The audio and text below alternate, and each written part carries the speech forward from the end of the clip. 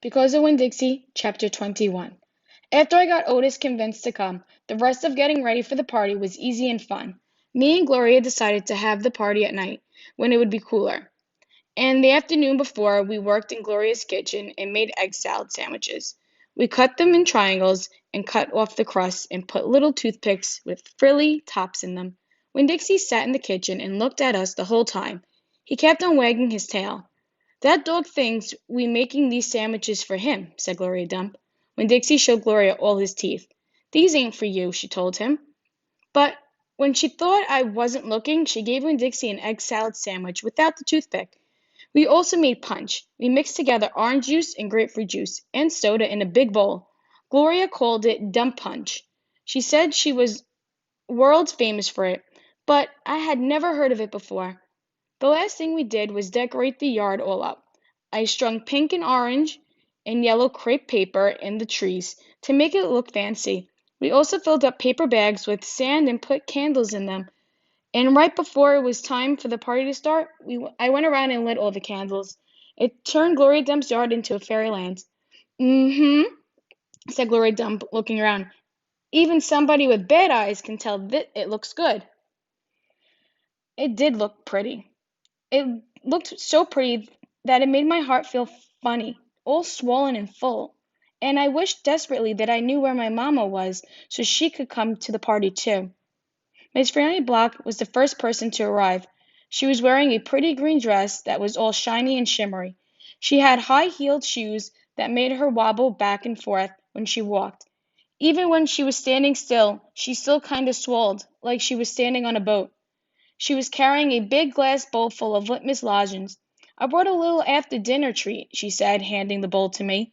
"Thank you," I said. I put the bowl on the table next to the egg salad sandwiches and the punch.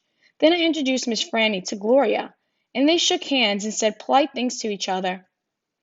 And then Sweetie Pie's mother came by with Sweetie Pie. Sweetie Pie had a whole handful of pictures of dogs that she had cut out of magazines.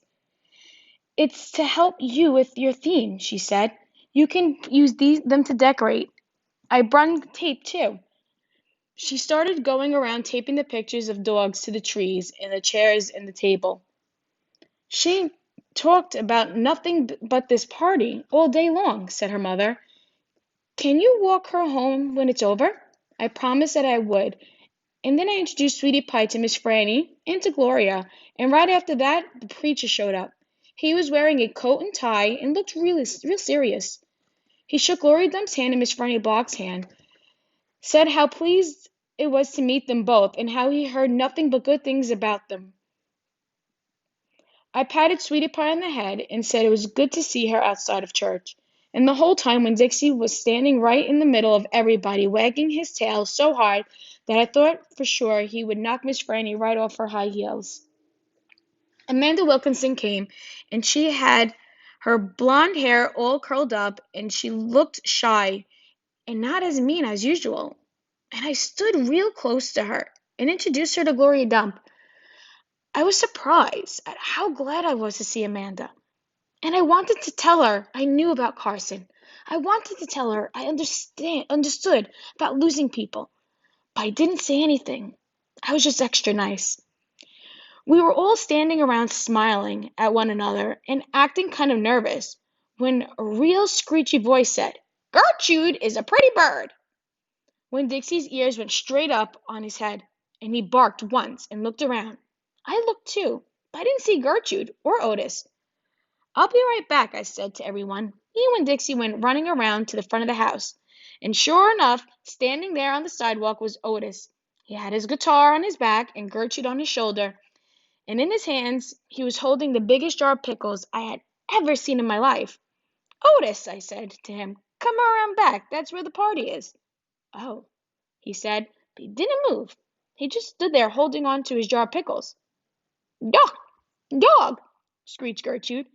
She flew off of Otis's shoulder and landed on Winn-Dixie's head.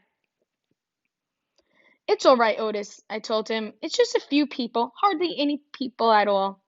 "Oh," said Otis again. He looked around like he was lost. Then he held up the jar of pickles. "I brought pickles," he said. "I saw them," I said. "It's just exactly what we needed." They will go perfect with the egg salad sandwiches.